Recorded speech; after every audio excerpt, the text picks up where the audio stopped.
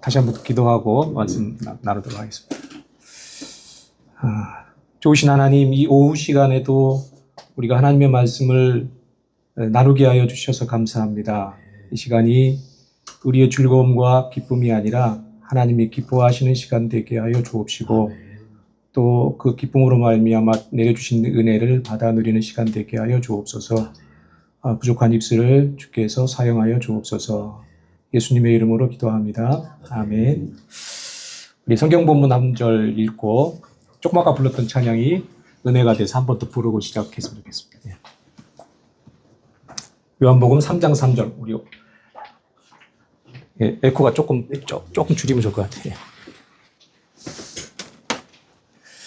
요한복음 3장 3절 됐습니다. 3장 3절. 오늘 아침에 또 우리 김 목사님이 함께 봉독했던 말씀인데 같이 한번 봅시다. 요한복음 3장 3절. 시작. 예수께서 대답하여 이르시되 진실로 진실로 내게 이르노니 사람이 거듭나지 아니하면 하나님의 나라를 볼 수 없느니라. 아멘. 아까 불렀던 찬양.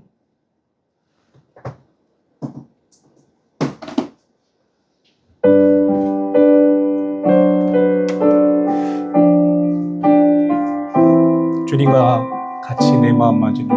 오늘 찬양 부르다가 오랜 세월 찾아 난 알았다는 요 가사가 저한테 딱 박혀가지고 은혜가 됐습니다.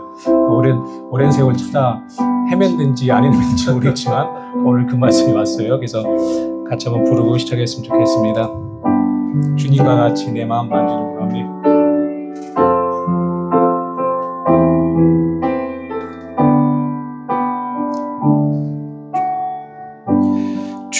주님과 같이 내 마음 만지는 그는 없네. 오랜 세월 찾아 난 알았네. 내겐 주밖에 없네. 주잡이 강같이 주잡이 강같이 흐르고 주 손길 치료하네.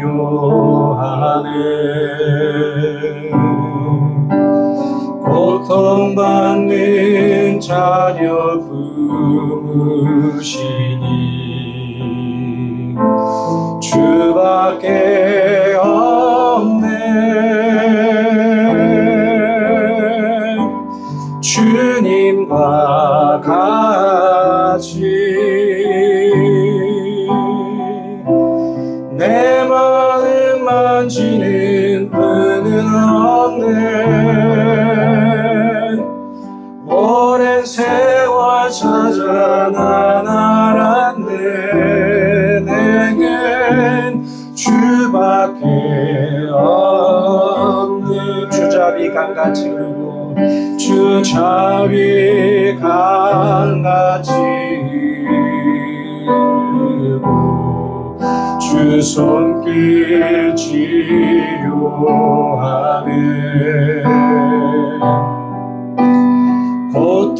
고통받는 자녀 품으시니 주밖에 없네. 주님과 같이 내 마음 만지는 분은 없네.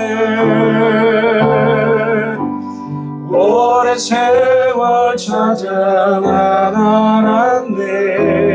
내겐 주밖에 없네. 아멘. 우리 다 주님을 찾으시는 우리가 되기를 소망합니다. 예. 찾으시는 분도 계실 테고 찾고 있는 분도 계실 테고. 자, 오늘 거듭남에 대해서 오늘 하기로 했는데요.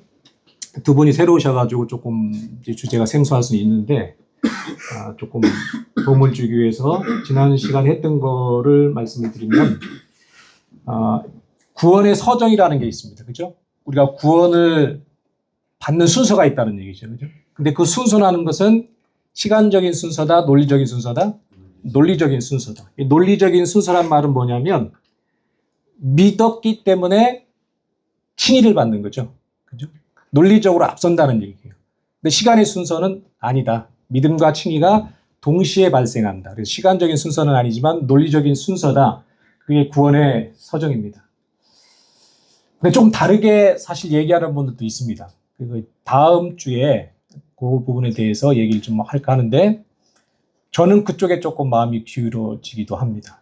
제 자신을 보았을 때 또 주변을 보았을 때 그게 더 맞는 것 같다라는 생각이 들긴 하지만 그럼에도 불구하고 이런 보편적으로 이런 순서다 이해하시면 되겠습니다.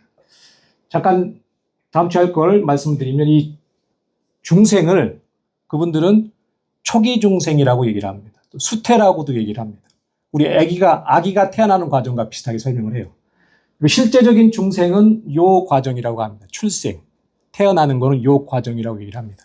근데 요게 일리가 있고 그분들의 주장에 의하면 개혁주의 초기의 사람들과 청교도들이 주장했다라는 그런 이야기라고 얘기를 합니다. 제가 읽어보니까 그게 좀 맞는 것 같아요. 제가 갑자기 책을 하나 소개시켜드리면 영혼의 의사라는 책이 있습니다. 이름이 피터 마스턴가라는 책인데 영국 침례교 교회 목사인데 그분이 그런 주장을 하는데 그걸 읽어보시면 우리가 어떻게 구원을 받는지에 대해서 조금 도움을 얻을 수가 있습니다.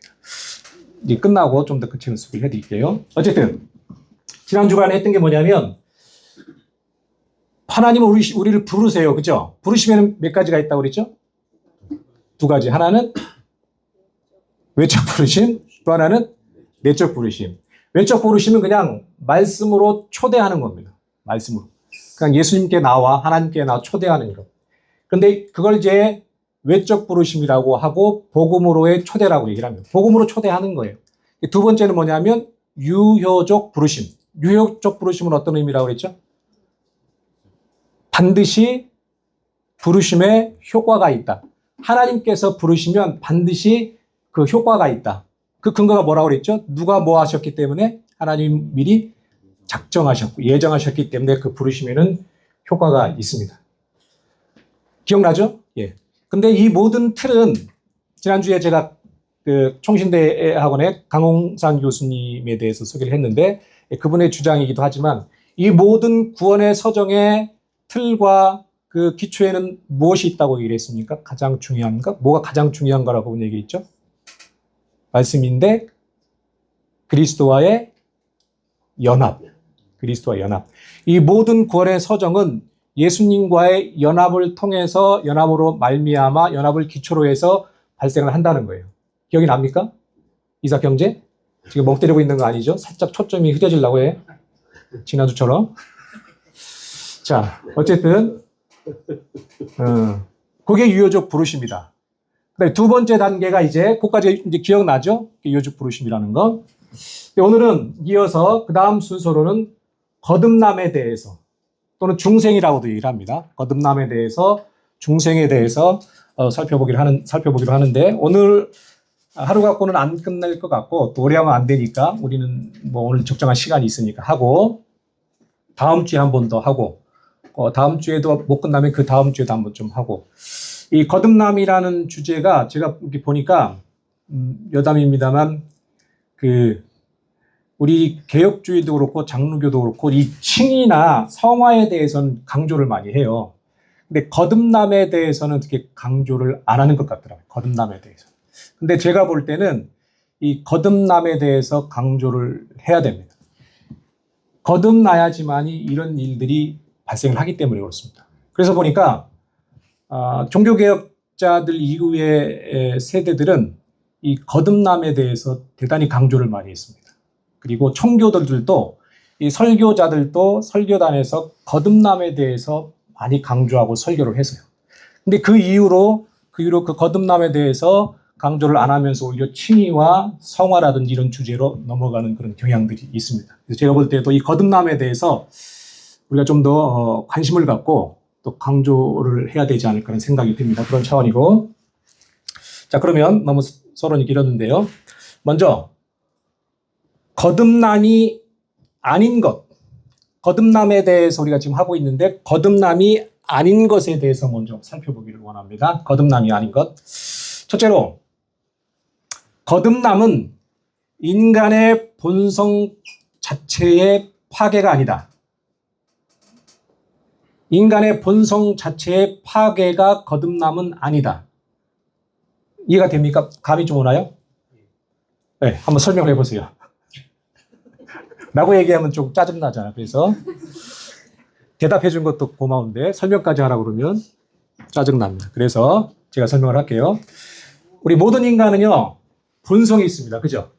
본성이 뭐예요? 본성. 상목이 안에 있는 본성. 식성? 잠깐만. 마이크 꺼봐봐.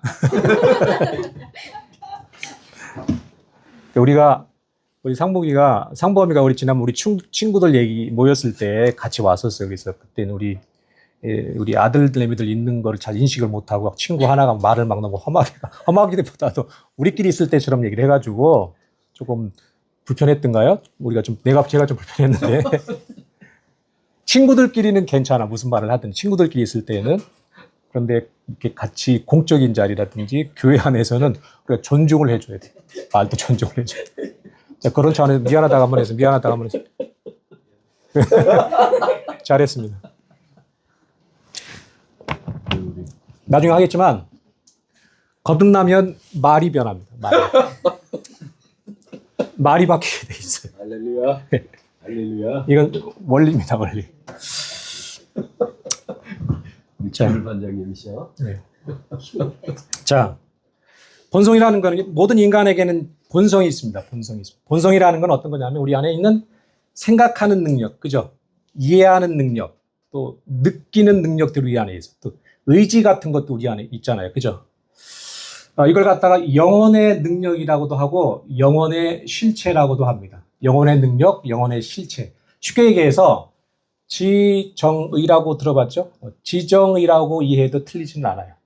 우리의 본성 안에는 지정의가 있습니다. 생각하는 능력, 느끼는 능력, 이해하는 능력, 의지력. 그걸 영혼의 능력이라고도 얘기하고 영혼의 실체. 우리 안에 그런 게 있다는 거예요. 그죠? 그게 본성입니다. 이 본성을요, 어떤 분은 기관이라고도 얘기를 해요. 기관. 이건 어떤 조직체적인 개념에서 봤을 때 기관이라고 보는 것 같아요. 생각하는 기관, 그리고 이해하는 기관, 느끼는 기관, 의지를 담당하는 기관들이 우리 안에 있다는 거고, 어떤 분은 기능적 구조물이라고도 얘기해요. 이거는 우리를 갖다 뭘로 본 거예요? 건물로 본다는 거죠. 건물로. 그래서 생각하는 기능을 담당하는 그런 구조물이 우리 안에 있다는 거예요. 그런 구조물이. 또 이해하는 구조물 우리가 있고, 또 뭐죠? 느끼는 구조물 등등등등이 우리 안에 있다는 겁니다. 그죠? 이걸 본성이라고 얘기를 하는 거죠. 그런데 거듭난다는 것은 이렇게 인간이 태생적으로 본성적으로 가지고 있는 이 영혼의 능력들, 이 영혼의 실체들이 파괴되었다가 없어졌다가 사라졌다가 다시 만들어지는 것이다 아니다. 만들어지는 것이 아니라는 거죠. 이 구조물들은 타락 전이나 타락 후나 구원받기 전이나 구원받은 후나 동일하게 존재한다는 거예요. 그 기능들은 한다는 겁니다. 기능들이. 무슨 말인지 알죠? 생각하는 능력은, 기능은 거듭나기 전이나 거듭난 후나 똑같이 존재하고 그 기능을 담당한다는 겁니다. 파괴되는 게 아니라는 거죠. 인간이 태생적으로 가지고 있는 영혼의 실체, 그 기능이나 기능적 구조물들, 이런 것들이 단지 우리 타락한 인간들은 오염이 됐어. 뭐 때문에? 죄 때문에. 그렇죠. 너무 어렵게 저는 어려운 질문은 잘 안 해요. 우리 김비아 목사님은 수준이 높으셔서 대답하기 어려운 질문을 많이 하시는데 저는 그렇지가 않습니다. 뭐 때문에 오염됐죠? 죄 때문에. 죄 때문에 우리 안에 있는 이런 기능들이, 영혼의 능력들이 오염이 돼. 부패했다고 얘기를 하죠. 그리고 그걸 갖다 우리는 타락했다라고도 얘기를 합니다. 오염됐고, 그래서 무능해. 우리의 영혼의 기능들이 누구에 대해서 무능해요? 하나님에 대해서 무능. 이걸 갖다가 오염됐다, 부패했다, 무능하다 이렇게 얘기를 하는 겁니다. 거듭나기 전 사람들이 그렇다는 얘기죠. 마치 뭐와 같으냐 하면 금덩이를 갖다 불에다가 막 이렇게 녹여요. 그러면 어떻게 돼요? 금의 형태가 변하죠. 바뀌죠. 그러나 금이라는 그 성질은 그대로 있나요? 없나요? 있습니다. 그대로 있습니다. 불의 노교도 그대로 있는 거예요. 그러니까 우리의 영혼의 기능들, 실체들, 이성, 지정의는 타락 전이나 후나 동일하게 존재한다. 있다. 그래서 그게 파괴되는, 거듭난다고 그래가지고 그 기능들이 파괴되거나 없어지는 게 아니다. 그런 것으로 이해하시면 되겠습니다. 두 번째 특징은 뭐냐면, 거듭남은 깊게 잠자고 있는 영혼의 능력들을 끌어내는 것이 아니다. 무슨 말인 것 같습니까? 깊게 잠자고 있는 영혼의 능력들을 끌어내는 것이 아니다.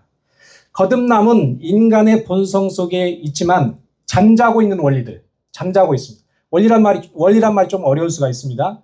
원리가 있는데, 원리라는 것은 우리가 뭔가를 행할 때, 살아갈 때 우리 안에서 작용하는 어떤 그런 동인이라고 해야 될까요? 그걸 원리라고 얘기를 합니다. 모든 사람 안에는 행동의 원리가 있어요. 그 원리를 가지고 행동을 하게 돼 있습니다. 그런데 그 원리들이 잠자고 있는 원리들을 깨우거나 또는 활동하지 아니하는 우리의 영혼의 능력들을 다시 활동하도록 하게끔 하는 것이 아니라는 것. 거듭난다는 것은 잠자고 있는 우리의 영혼의 능력들을 깨우거나 다시 활동하도록 끌어내는 것이 아니다. 이해가 될 듯 안 될 듯 하죠. 눈빛을 보니까 이해가 되는 것 같고. 그러니까 우리 안에 존재하는 영혼의 능력들, 실체들이 있는데 그것들이 하나님에 대해서 활동을 하지 않아. 무능해. 그러니까 이제 그걸 그대로 끄집어내서 하나님을 향해서 활동하도록 하자는 것이 아니라는 거예요. 기존에 있는 우리의 능력들을 활동하고 안 하고 있는데 그걸 갖다가 활성화시켜가지고 활동하도록 기존에 있는 그런 능력들을 그렇게 사용하는 게 아니라는 거죠. 왜냐하면 오염이 되었기 때문에. 오염된 것, 무능한 것, 부패한 것들이 제거되어야만 합니다. 나중에 얘기하겠지만 기존에 있었던 영혼의 실체들을 그대로 끄집어내서 활동하고 안 하는 시간도 활동 좀 해가지고 끄집어내는 게 그건 거듭남이 아니라는 겁니다. 세 번째는 거듭남은 태생적 본성에 새 옷을 입히는 것도 아니다. 거듭남은 태생적인 본성, 우리가 타고난 본성에 새 옷을 입히는 것이 아니다라는 얘기죠. 우리 자연인의 본성, 거듭나지 않은 사람을 자연이라고 칭하겠습니다. 자연인의 본성은 어때요? 하나님에 대해서 적대적이죠. 반역적이죠. 하나님을 싫어합니다. 그게 우리 인간의 태생적인 본능이에요. 그죠? 지금 이 중에도 하나님이 싫은 사람들이 있나요? 없나요? 하나님께 적대적인 때는 가끔 있죠. 넘어왔어 나한테, 그지? 그 왜 그럴 거예요? 왜 그런 거예요? 우리 인간의 본성은 하나님에 대해서 적대적이에요. 반역하고 싶어, 싫어. 하나님을 기쁘시게 하고 싶은 그런 마음이 없습니다. 근데 그런 마음이 지배적이라면 그거는 심각한 거죠. 우리가 아직 거듭나지 못했다는 증거일 수가 있습니다. 어찌됐든 간에 그게 자연의 본성입니다. 그런데 이 자연의 본성, 하나님에 대해서 적대적인 이 본성을 그대로 놔둔 채, 그대로 놓고 적대적인 본성을 새로운 본성을 갖다가 추가하고 덧입힌다고 그래가지고 그것은 거듭남이 아니라는 거죠. 아니라는 겁니다. 이건 마치 헌담, 아주 허물어가는 헌담에다가 페인트를 칠한 것과 비슷합니다. 그럼 이게 새담입니까? 헌담입니까? 이건 헌담입니다. 아무리 화려한 색을 칠하고 그림을 그려도 그거는 헌담에 불과하죠. 그 다음에 누더기 같은 옷이 있습니다. 그죠? 그럼 어떻게 해야 돼요? 그거를 갖다가 세천을 대가지고 꿰매야 되죠. 수선해야 되잖아요. 그럼 그거는 새 옷이에요? 누더기 옷이에요? 헌옷이, 그것 여전히 헌옷이라는 얘기죠. 맞습니다. 주부니까 잘 아시잖아요. 네. 헌담에 색을 칠해도 누더기 옷에 세천을 대도 그것은 그냥 옛 것입니다. 새 것이 아니에요. 그건 거듭남이 아니라는 거예요. 우리 안에 어떤 일부분, 특정 부분이 새롭게 된다고 그래가지고 그게 거듭남은 아니라는 겁니다. 무슨 말 이해가 되시죠? 거듭남이 아닌 거에 대해서 얘기를 하고 있습니다. 자, 네 번째는 더 하고 싶지만 시간 관계상 얘기하다 보면 좀 길어질 것 같아서 넘어갈게요. 종교적인 소신의 변화는 거듭남이 아니다. 이거 좀 이해하기 쉽죠? 그죠?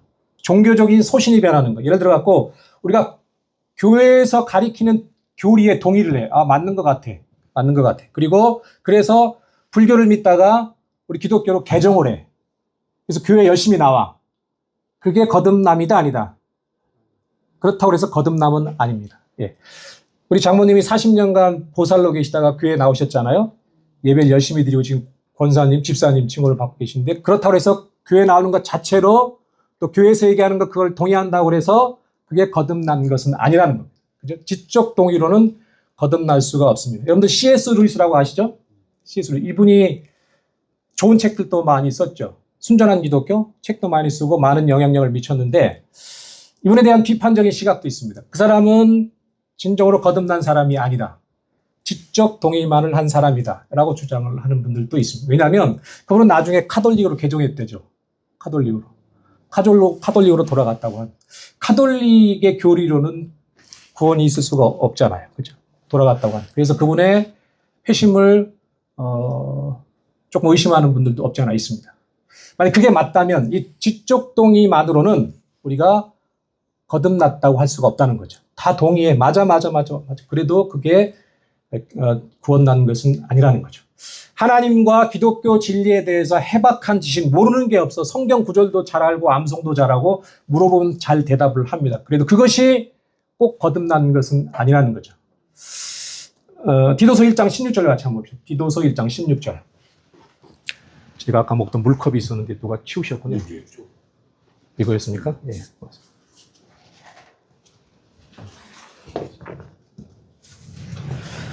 디도서 1장 16절. 시작. 그들이 하나님을 시인하나 행위로는 부인하니 가증한 자요 복종하지 아니하는 자요 모든 선한 일을 버리는 자니라. 하나님을 시인합니다. 지적으로 시인하고 인정해 교리를. 그러나 행위로는 부인한다는 것은 믿음이 없다는 것. 제가 이런 말을 할 위치에 있지는 않지만 우리 신학교들이 문제죠. 왜 문제일까요? 신학교 교수님들에게 문제가 1차적으로 있습니다. 신학교 교수님들은 공부 많이 했잖아요. 대부분이 다 박사입니다. 박사. 성경에 대해서, 기독교에 대해서 잘 알아요. 근데 저도 경험을 해봤지만 그분들 중에 저분들이 진짜 거듭났나? 라고 의심되는 분들이 있을까요? 없을까요? 있습니다. 있고 의외로 또 많습니다. 그분들은 그냥 지식을 전달하고 가르치는 거예요. 지식. 영적인 믿음을 전하고 가르치는 게 아니라 지식을 전하기 때문에 신학생들이 그 밑에서 배우니까 동일하게 되는 거죠. 이건 좀 편집해줬으면 좋겠는데. 신학교 교수님들이 쫓아오실까 봐. 이 건방진 놈이 그러실까 봐. 근데 이게 사실입니다. 저만 그러는 게 아니라 뜻 있는 어떤 목사님들 또 교육자분들이 동일하게 얘기하는 겁니다. 얘기하고자 하는 요즘 뭐냐면 하나님에 대해서, 교리에 대해서, 기독교에 대해서 많이 아는 것 그 자체가 구원도 아니고 거듭난 것은 아니라는 것. 그죠? 그래서 여러분들 지난번도 얘기했지만 성경 공부 열심히 해야 돼요. 많이 해야 되고. 그러나 그것만으로 만족하면 안 됩니다. 우리나라가 제자 훈련이 붐이 있었잖아요. 그죠? 그 전에 뭐가 있었는지 아십니까? 성경 공부 모임이 붐을 이루었습니다. 근데 그게 성경 공부 모임 속에서 그게 우리 안에 생명이 됐다면 그 성경 공부 모임이 우리를 거듭나게 했다면 우리나라 교회가 좀 달라졌겠죠. 그죠? 그렇다고 해서 성경 공부 모임을 하지 말라는 그런 얘기는 아니죠. 그죠? 열심히 해야 되는데 그게 머리에만 머물도록 해서는 그것은 아무 의미가 없다는 얘기입니다. 이와 같은 결과가 나타난다는 거죠. 자, 다섯 번째. 도덕적으로, 윤리적으로 탁월하다고 해서 그야말로 인격적인 사람, 인격적으로 훌륭하다고 해서 거듭난 것은 아니라는 겁니다. 이 자연인도 도덕과 윤리를 어떤 노력을 통해서 또 반복적인 어떤 행동을 통해서 그 도덕관이 형성이 됩니다. 그죠? 노력과 반복적인 행동을 통해서 도덕과 윤리가 형성이 돼. 자연, 일반인이 그렇다는 얘기입니다. 그래서 일반인들도 그 도덕적이고 윤리적으로 탁월할 수가 있습니다. 오히려 그리스도인들보다도 더 도덕적으로 탁월한 분들이 많이 있어요. 교회를 안 다니는데. 주변에 혹시 못 봤나요? 교회를 안 다니는데도 윤리적으로, 도덕적으로, 인격적으로 훌륭한 분들이 많이 있습니다. 그러나 그 인격적인 훌륭함이 꼭 거듭난 것은 아니라는 것이죠. 이렇게 얘기하면 뭐 인격적으로 도덕적이고 윤리적인 걸 조금 내려놔도 될 것 같이 얘기하지만 생각할 수 있지만 그렇지 않죠. 예. 거듭난 자는 도덕적으로, 윤리적으로 탁월해야 됩니다. 훌륭해야 됩니다. 제가 지금 뭘 얘기하는 거예요? 순서를 얘기하는 순서를. 뭐가 핵심이 되고 출발이 돼야 되는지에 대해서 얘기를 하고 있는 거예요. 거듭났다고 하는데 말과 언행이 개차반이에요. 그 있을 수가 없습니다. 그런 데가 어디죠? 그런 종파가 있죠. 욕먹는 구원파. 윤리, 도덕, 폐기론자들. 도덕과 윤리와 인격이 탁월한다고 해서 구원받은 것은 아니지만, 그래서 윤리와 도덕을 소홀히 할 수 있지만 그건 잘못된 거라는 거죠. 구원받고 거듭난 사람들은 이 윤리와 도덕과 인격이 탁월해져야 합니다. 글로 가야 됩니다. 가야 돼요. 높아심에서 한 말씀 드렸고요. 어쨌든 도덕과 윤리적으로 탁월하다고 해서 인격적으로 훌륭하다고 해서 거듭난 것은 아니다. 자, 그래서 거듭난 자의 도덕과 자연인의 도덕을 좀 몇 가지만 더 비교를 해볼게요. 빠르게 진행을 해보겠습니다. 마음이 조금 부담이 돼요. 뭔가 좀 이렇게 저를 은근히 공격하는 사람들인 것 같은데 느껴지는데 뭐라고 했다 그래서 아닌가? 자, 자연인의 도덕은요, 동기가 있습니다. 뭐가 동기일까요? 거듭나지 않은 사람들. 뭔가를 해. 도덕적으로, 윤리적으로 해. 그 동기가 뭐냐면 자기 사랑입니다. 자기 사랑. 자기 사랑이 동기입니다. 그러나 거듭난 자는 도덕을 행할 때 그 동기가 뭘까요? 예수 사랑, 하나님 사랑, 하나님에 대한 믿음이 동기가 됩니다. 그래서 내가 인격적으로, 윤리적으로, 도덕적으로 훌륭한 일을, 대단한 탁월한 일을 했는데 똑같은 행동을 했다 하더라도 그 동기가 뭔지를 우리는 살펴봐야 된다는 거예요. 지난번에 얘기했죠? 양파 껍질을 벗기듯이 내 안에 동기를 벗길 수 있어야 합니다. 그래서 이게 내가 왜 이런 일을 행하지? 하나님을 사랑해서 그런가? 믿음에서 그런가? 아니면 나를 사랑해서 그런가? 나를 과시하고 싶어서 그런가? 이기적인 동기 때문에 그런가를 면밀히 분석해 볼 필요가 있습니다. 자기 검증이 필요합니다. 자연인의 도덕이 양심의 작동에 의한 것이라면 거듭난 자의 도덕은 성령을 쫓는 일의 결과입니다. 이해가 되죠? 예. 거듭나지 않는 사람들에게도 뭐가 있어요? 양심이 있습니다. 양심. 인간이 전적으로 타락했다고 해가지고 양심이 없는 건 아니에요. 이 전적 타락이라는 거는 정도의 개념이 아니라 범위의 개념이에요. 이해가 됩니까? 전적이라는 말은 우리 인간의 모든 영역을 얘기한다는 거예요. 그래서 완전히 사탄처럼, 지옥에 가 있는 사탄이나 귀신들, 마귀들처럼 그렇게 완전히 양심에 뭐 맞은 것처럼 화인 맞은 그런 게 아니라는 거예요. 타락했어도 우리 안에 양심이 있습니다. 하나님의 닮은 형상이 있습니다. 그래서 그 양심이 동기가 되어가지고 도덕을 행합니다. 자연인이. 거듭난 사람은 어떻게 한다는 거예요? 누굴 쫓아서? 양심이 아니라 성령을 쫓아서 행동을 하게 됩니다. 이해가 되시죠? 그 다음에 자연인도 어떤 특정한 죄들을 싫어할 수 있습니다. 그죠? 거듭나지 않은 사람들 죄를 싫어해요. 맞잖아요.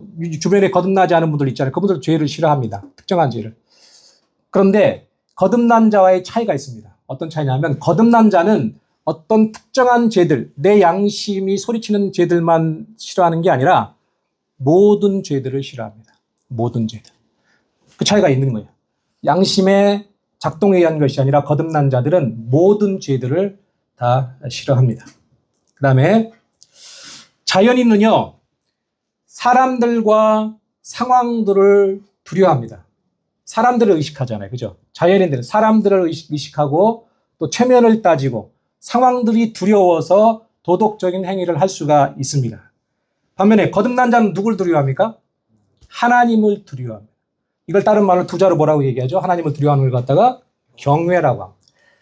도덕적으로 내가 어떤 일을 하려고 할 때 그 동기와 목적이 누구를 경외하는 것이 되어야 된다는 거죠. 하나님을 경외, 사람을 두려워하고 사람을 의식하고 상황을 두려워하는 것이 목적이 동기가 아니라 하나님을 경외하는 것이 동기가 되어야 된다는 것입니다. 또 하나, 자연인의 도덕은요, 외적인 행동 자체에 그 주안점이 있습니다. 무슨 말이냐면 내가 도덕적으로 어떤 행동을 하는데 그 행동 자체가 목적이야. 행동 자체. 거기에 포커스를 둡니다. 근데 거듭난 자는요, 자기가 어떤 도덕적인 행동을 하는데 그게 무엇을 하고자 하는 것 때문에 나오는 행동이냐면 하나님의 뜻에 순종하고자 하는 마음에서 출발한다는 거예요. 거듭난 자는. 여러분들이 뭔가 누구에게 도덕적인 윤리적인 삶을 살고 행동을 한다고 했을 때 그 동기가 무엇인가? 아, 하나님이 이렇게 생각하시고 하나님의 뜻은 이러니까 나는 거기에 내 자발적으로 기쁜 마음으로 순종하고 싶어서 그런 행동을 하는 게 누구의 도덕관이라고? 거듭난 자의 도덕관이에요. 거듭난. 상범이 도둑나? 거듭난 자. 정신 똑바로 차려야 돼요. 살짝 졸음이 오는 것 같은데. 네. 아, 죽어 아주. 졸면. 네. 아, 왜냐하면 미안한데 설교 시간에 혐한 말을 하고 설교자도 인격적이어야 되는데 말을 혐하게 미안합니다. 상봉아 미안해. 미워하지 말고. 예. 자, 이처럼 시간이 빨리 가네 생각보다. 자연인과 거듭난 자의 도덕과 윤리는 겉으로 보기에는 비슷해. 어떤 도덕을 행할 때 겉으로 보기에는 비슷해요. 근데 뭐가 틀리다는 거예요? 그 동기와 목적이 틀리다는 거예요. 거듭난 자와 거듭나지 않은 자의 도덕 행위는. 그렇죠? 자, 여기까지 하고 여섯 번째는 죄를 억제하는 것은 거듭남의 변화가 아니다. 이건 무슨 말 같아요? 죄를 억제하는 것은 거듭남의 변화가 아니다. 죄를 억제해야 되잖아요. 근데 이건 거듭남의 변화가 아니다. 이게 무슨 말이냐면 죄를 억제하는 것은요, 어떤 형벌이 무서워서, 징계가 두려워서, 또는 내 양심 때문에, 내 속에서 양심이 하나님께서 남겨주신 그 양심이 소리를 치니까 그것 때문에 죄를 억제할 수도 있다는 거죠. 무슨 죄를 지을 어떤 상황이 되었을 때, 이거는 이렇게 하면 안 돼. 이렇게 하면 내가 벌 받을 것 같은데, 이렇게 뭔가 잘못될 것 같은데, 이렇게 하면 안 되잖아. 양심이 소리를 친단 말이에요. 그래서 죄를 억제할 수가 있습니다. 그러나 그것은 거듭남의 결과가 아니라는 겁니다. 반면에 거듭난 자는 죄를 억제한다기보다는 사실은 죄를 안 짓는다는 표현이 더 맞습니다. 죄를 억제한다기보다는 죄를 안 짓는다. 왜 이렇게 표현할 수가 있냐면 그 이유는 거듭난 자는요, 자발적입니다. 자발적. 두려움과 공포가 아니라 자발적으로 죄를 증오하고 마음에 심겨진 하나님의 법, 성령의 법, 그리스도의 법에 순종하고자 하는 그 열정이 우리 안에 생기는 거야. 거듭나면 우리 안에 자발성이 생깁니다. 자발성이 생기고 죄를 증오하고 우리 안에 하나님을 위하고 싶은 그런 기쁘시게 하고 싶은 그런 열정이 우리 안에 생깁니다. 어때요, 여러분? 있습니까? 오늘 교회 뭐 때문에 나왔어요? 왜 나왔어, 교회에? 어떤 목적으로 나왔어? 꼭 그런 질문을 하고 그래요, 이렇게. 자, 하나님을 예배한다는 것은 하나님의 구원에 대한 감사와 사랑 때문에 또 그 하나님의 예수 그리스도의 몸된 곳이 교회이기 때문에 교회를 견고하게 하고 그것이 하나님을 기쁘시게 하기 때문에 교회에 나오는 거잖아요. 근데 그것이 우리의 목적이고 동기가 되어야 되는 거죠. 거듭난 자는 그렇다는 거예요. 근데 그 다른 목적이 있다면, 인간적인 목적이 있다면 그것은 거듭난 자의 어떤 동기와 목적이 아닐 수가 있다는 거예요. 여담입니다만 이 거듭남을 하면서 제 고민이 이 책이라든지 이런 데는 조금 더 세게 얘기를 해요. 그래서 과거에 청년들한테 이렇게 세게 얘기했더니 막 울더라고.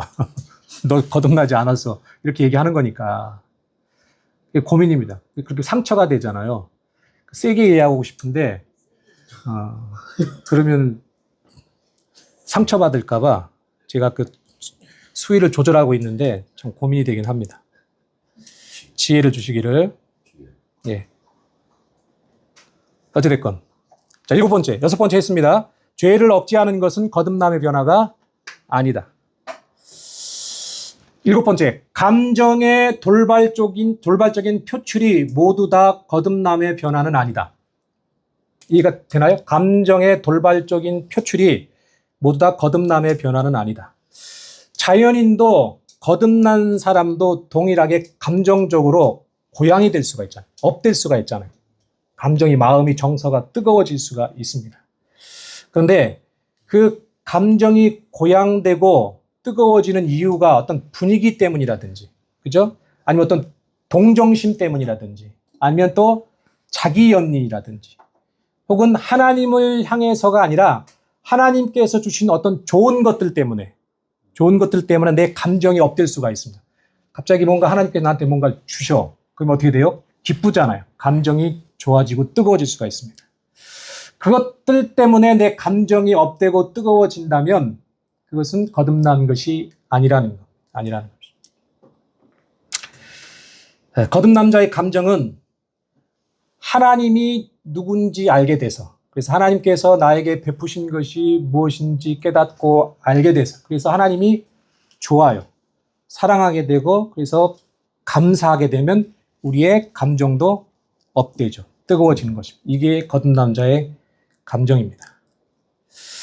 자, 여기까지 지금 우리가 한 게 뭐였었죠? 뭐가 아닌 것?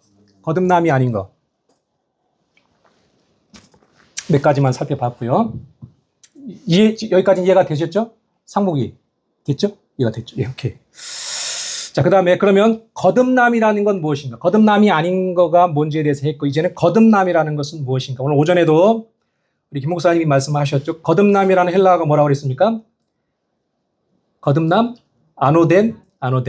근데 정확히 좀 더 세밀하게 얘기하면 겟나오 아노덴이란 말이 거듭나다라는 뜻입니다. 겟나오 아노덴. 이 겟나오라는 말은 나타라는 뜻이에요. 나타. 그 다음에 아노덴은 다시라는 뜻과 위로부터라는 뜻이 있습니다. 오전에 말씀하셨는데 기억나죠? 새로워요? 몇 시간 안 지났는데 우리 이사학고는 새로운 것 같은데. 자, 겟나오 아노덴인데 겟나오는 나타라는 뜻이고 아노덴은 다시와 의로부터.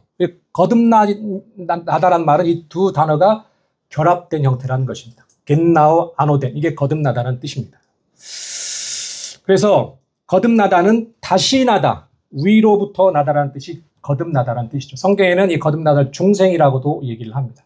영어로 보니까 뭐 born again이라고도 얘기하고 new birth라고도 얘기하고 new regeneration이라고도 얘기하고 다양하게 영어 성경에 되어 있더라고요. 어쨌든 참고로 하시고, 이게 거듭남인데 예수님은 이 거듭남이라는 말을 어떻게 말씀을 하셨을까요? 요한복음 3장, 5장, 8절에 나옵니다. 한번 찾아봅시다.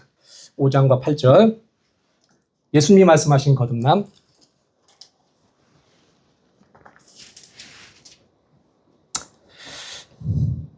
자, 시작. 5절입니다. 예수께서 대답하시되 진실로 진실로 내게 이르노니 사람이 물과 성령으로 나지 아니하면 하나님 나라에 들어갈 수 없느니라. 무엇으로 나지 아니하면? 성령으로 나지 아니하면. 그 다음에 8절입니다. 시작. 바람이 임의로 불매 내가 그 소리는 들어도 어디서 와서 어디로 가는지 알지 못하나니 성령으로 난 사람도 그러하니라. 예, 예수님은 거듭나는 것을 갖다가 무엇으로 난다고? 성령으로 난다. 성령으로 난다. 한편 요한복음을 쓴 요한일서를 쓴 사도 요한은 뭐라고 얘기했냐면 요한일서 12장 13절입니다. 같이 한번 봅시다. 요한일서 12장 13절. 요한일서 1장 10장 13절. 시작. 이는 아직 못 찾으셨군요. 예. 요한일서. 예. 1장. 요한일서? 이거 잘못 적었네요. 네, 제가 읽어드리겠습니다. 자, 다 아시는 부분이에요. 이는 혈통으로나 육정으로나 사람의 뜻으로 나지 아니하고 오직 하나님께로부터 난 자들이니라. 누구로부터? 하나님께. 요한 사도는 거듭나는 걸 갖다가 하나님께로부터 난 것이라고 얘기를 합니다. 따라서 위로부터 나는 것이라는 것은 하나님으로부터 나는 것. 바꿔 얘기해서 성령으로 나는 것이다 라고 이해를 하면 되겠습니다. 거듭나는 게 무엇이다?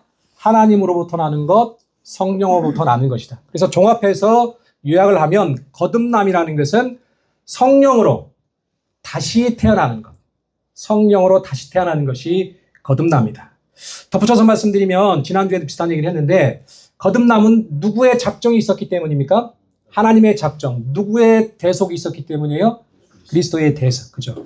하나님의 작정과 성부 하나님의 작정과 그리스도의 대속이 있었기 때문에 가능한 거죠. 그래서 우리의 거듭남은 누구의 협업이다?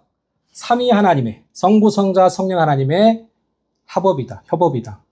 그분들이 하시는 사역이다. 적용하시는 것은 누구다? 성령이다. 이렇게 이해를 하시면 되겠습니다. 이게 간단한 거듭남의 정의고요. 지금 한 40분 했나요? 네. 힘들죠? 안 힘들어요?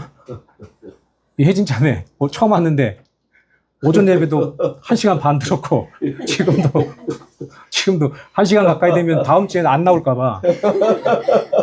여긴 내가 있을 곳이 아닌가 봐요. 그러고 안 나올까 봐. 좀 심히 우려가 되는데 그래도 어디 가서 이렇게 오래 못 들어요. 이게 복이에요. 조금만 인내하고 습관화가 되면 잘 참으시면 보게 됩니다. 왜냐하면 이 거듭남의 특성도 한 2, 30분 해야 될 것 같아서 좀 길을 것 같아서 고민이 되는데 오늘 서점에 가야 된다고 그랬죠? 그러면 반까지만 할게요. 반까지만. 성공이 괜찮지? 반까지만 해도 되죠? 네, 반까지만 10분만 더 하도록 할게요. 나 못하면 다음 주에 하도록 하겠습니다. 그럼 좀 더 구체적으로 거듭남의 특성에 대해서 몇 가지만 살펴보겠습니다. 10분만 더 할게요. 자, 거듭남은 영적이고 신비적인 특성이 있습니다. 어떤 특성이요? 영적이고 신비적이다. 예수님은요, 거듭남을 바람이 임의로 부는 것과 같다고 말씀하셨습니다. 그게 요한복음 3장 8절이죠. 바람이 임의로 불매 내가 그 소리는 들어도 다시 와서 어디로 가는지 알지 못하나니 성령으로 난 사람도 그러하니라. 바람이 임의로 부는 것 같다고 얘기합니다. 이 말씀은 성령의 사역이 바람이 임의로 분다는 것은 신비하다는 얘기죠. 신비하다는 얘기고 또 성령의 주권적인 사역이라는 얘기입니다. 바람이 자기 마음대로 불잖아요. 그죠? 신비하고 주권적이다. 이게 거듭남의 특성입니다. 이 말은 또 어떤 의미가 있냐면 동시에 이 성령의 사역에 인간의 역할이 필요하지 않다. 전혀 필요하지 않다는 성령이 주권적으로 역사하신다는 말은 이 인간의 이해를 초월해서 인간의 역할이나 인간의 어떤 도움 같은 것들이 거듭남에 있어 전혀 필요하지 않다는 겁니다. 우리 이삭 형제가 거듭나기 위해서 이삭 형제의 어떤 그 편에서 할 수 있는 일이 전혀 없다는 성령 하나님의 일방적인 주권적인 신비로운 일이라는 거죠. 에스겔서 37장 9절에 이렇게 말씀합니다. 또 내게 이르시되 인자야 너는 생기를 향하여 대언하라. 생기에게 대언하여 이르기를 주 여호와께서 이같이 말씀하시기를 생기야 사방에서부터 와서 이 죽음을 당한 자에게 붙어서 살아나게 하라 하셨다. 이렇게 말씀합니다. 이 말씀은요, 거듭남에 대한 어떤 은유적인 표현이라고 예표적인 말씀이라고 볼 수 있는데 이 말씀에 의하면 생기는 죽은 자를 살립니다. 근데 그 생기가 어디서 와요? 사방에서 와가지고 어디서 오는지 모른다는 뜻이야. 사방에서 온다는 얘기. 죽은 자에게 불어서 살립니다. 그러니까 어디서 와서 어디로 가는지 어떻게 살리는지 알 수 있다 없다? 알 수가 없다는 겁니다. 거듭남도 이와 같다는 거예요. 사람을 거듭나게 하는 성령의 역사는 신비적이고 주권적이라는 역사인데 이것은 거듭나는 데 있어서 우리가 할 수 있는 일이 아무것도 없다. 이걸 갖다가 신학적으로는 하나님의 단동적인 역사라고 얘기를 해요. 단동적인 역사. 우리 인간의 역할이나 참여나 기여가 전혀 없다. 우리가 거듭나고 싶다고 거듭날 수 있는 게 아니란 하나님의 주권적인 일이야. 그리고 어떻게 그게 발생하는지 알 수도 없다. 그래서 신비적이다. 그렇게 얘기를 합니다. 성경은요, 거듭나기 이전의 자연인을 영적으로 죽은 자라고 표현합니다. 영적으로 죽은 자예요. 그래서 영적으로 죽은 자는 영적인 일에 아무런 반응을 할 수가 없겠죠. 죽어 있으니까 영적인 일에 아무런 반응을 할 수가 없습니다. 근데 우리가 거듭나는 일은 영적인 일이야. 그러니까 성령이 하시는 이 영적인 일에 대해서 우리 인간이 반응하거나 도움을 줄 수가 없는 거예요. 도움을 줄 수가 없는 겁니다. 그래서 거듭남은 철저히 성령의 일방적이고 신비적이고 주권적인 역사입니다. 반면에 우리는 철저하게 수동적이죠. 그죠? 거듭나게 해 주시면 거듭나는 거예요. 우리가 할 수 있는 게 아무것도 없습니다. 그래서 수동적인 거예요. 수동적.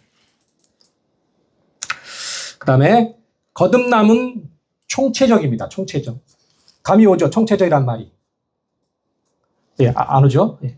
그러니까 설교할 희망이 생기는 거야. 감이 안 오니까. 자, 거듭남은 우리 존재의 전 영역에 걸쳐 일어납니다. 그죠? 우리의 존재의 전 영역에. 그러니까 거듭남은 우리의 영과 생각과 마음, 쉽게 얘기해서 뭐라고 그랬죠? 지정의의 전 영역에 걸쳐서 일어나는 일이죠. 지적인 영역만 거듭나는 게 아니야. 영적인 영역만 거듭나는 것도 아니라는 거죠. 또 의지만 거듭나는 게 아니라 우리의 전 인격체, 영혼의 실체들, 영혼의 아까 뭐라 그랬죠? 능력들이 다 거듭나. 그래서 총체적이라는 의미입니다. 에스겔서 36장 26절은 이렇게 말합니다. 또 새 영을 너희 속에 두고 새 마음을 너희에게 주되 너희 육신에서 굳은 마음을 제거하고 부드러운 마음을 줄 것이며. 익숙하죠, 이 말씀? 예. 이 말씀을 보면 영과 마음과 육신 이렇게 표현을 합니다. 우리의 전 영역이란, 우리의 전 영역을 새롭게 한다는, 우리의 전 영역. 그래서 우리의 거듭남이 총체적이라는 말씀입니다. 이렇게 거듭남이 총체적인 것은요, 인간의 타락이 총체적인 것과 대비를 이룹니다. 무슨 말인지 이해되죠? 인간의 타락이 총체적이기 때문에 인간의 거듭남은 이 타락이 다시 회복되는 거잖아요. 그러니까 타락이 총체적이니까 거듭남도 총체적이어야 되는 거죠. 타락이 총체적이니까. 우리의 모든 영혼의 전 영역들이 타락했잖아요. 그러니까 거듭남도 다시 하나님께로 회복도 전 영역이어야 된다는 얘기예요. 그래서 총체적이라는 얘기입니다. 어렵지 않죠? 예. 또 하나, 거듭남은 죄의 지배에서 벗어나는 것을 의미합니다. 뭐의 지배에서? 죄의 지배에서. 죄의 지배에서 벗어나는 것을 의미합니다. 자, 이 말씀 찾아보시죠. 디도서 3장 5절.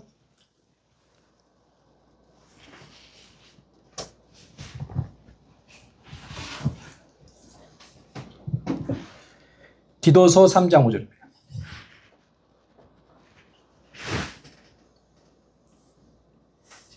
시작. 우리를 구원하시되 우리가 행한 바 의로운 행위로 말미암지 아니하고 오직 그의 긍휼하심을 따라 중생의 씻음과 성령의 새롭게 하심으로 하셨나니. 이 말씀 보면 중생이라고만 얘기하지 아니하고 중생의 씻음이라고 얘기를 합니다. 이 말은 중생의 핵심은 씻음이라는 거예요. 씻음. 그렇다면 씻음이라는 게 뭘 의미하는지 알아야 되겠죠. 그죠? 씻음은 뭘 씻는다는 걸까요? 뭘 씻어요? 죄를 씻는 거죠. 죄를 씻는 겁니다. 근데 좀 더 정확히 얘기하면 이 씻음이라는 것은 타락한 결과로 우리에게 오는 죄의 지배를 제거하는 것을 말합니다. 뭘 지배하는, 제거? 죄의 지배를 의미하는 겁니다. 이 씻음은요, 이 씻음이라는 거는, 중생의 씻음이라는 거는 죄의 존재나 우리 안에 있는 죄성 자체를 제거하는 거는 아니라는 거죠. 그죠? 거듭난 사람도 그 안에 뭐가 있다는 거예요, 그러면? 죄성이 있다는 거죠, 죄성이 있습니다. 근데 차이는 뭐예요? 거듭난 사람과 거듭나지 않은 사람의 차이는 뭐야? 거듭난 사람과 거듭나지 않은 사람에게 동일하게 죄성이라는 게 있어. 근데 차이가 있어. 어떤 차이죠?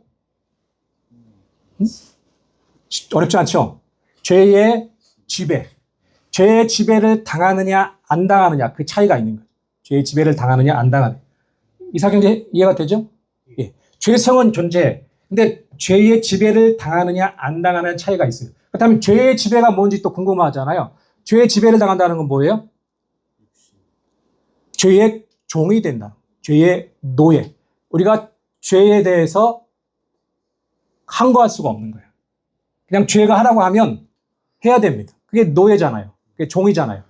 타락하기 이전의 사람들은 죄의 지배를 받습니다. 그래서 죄의 종이 되고 노예가 돼서 죄가 시키면 하는 거야, 그냥. 거부하거나 거절하거나 항거할 수가 없습니다. 그렇다면 거듭난 사람들은 어떻다는 거예요? 이 죄의 지배가 제거됐다는 거예요. 죄성은 있지만 죄의 지배당하지 않기 때문에 죄의 사슬에서 끊어졌고 죄의 노예에서 해방이 됐고 죄의 종의 관계에서 노임을 받은 거죠. 그러니까 죄가 시키면 이제는 안 들을 수가 있는 거죠. 죄를 안 지을 수가 있는 거야. 그래서 죄의 지배에서 벗어나는 거고 죄의 지배가 제거됐다라고 표현을 하는 겁니다. 어렵지 않죠?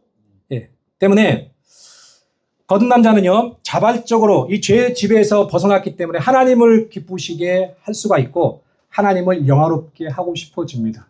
죄의 지배를 당하면 이게 가능해요? 안 가능해요? 가능하지가 않다는 겁니다. 자, 예. 여기까지만 하겠습니다. 많이 힘들어들 하셔가지고. 예. 오늘 또 뭐 오후에 일이 있다고 하니까. 이 죄의 특성에 대해서 오늘 한 4가지 정도가, 3가지 정도 더 있는데 요거 하고, 다음 주에 좀 하고, 다음 주에는 요거 나머지 하고, 거듭남이 우리에게 오는 변화가 있습니다.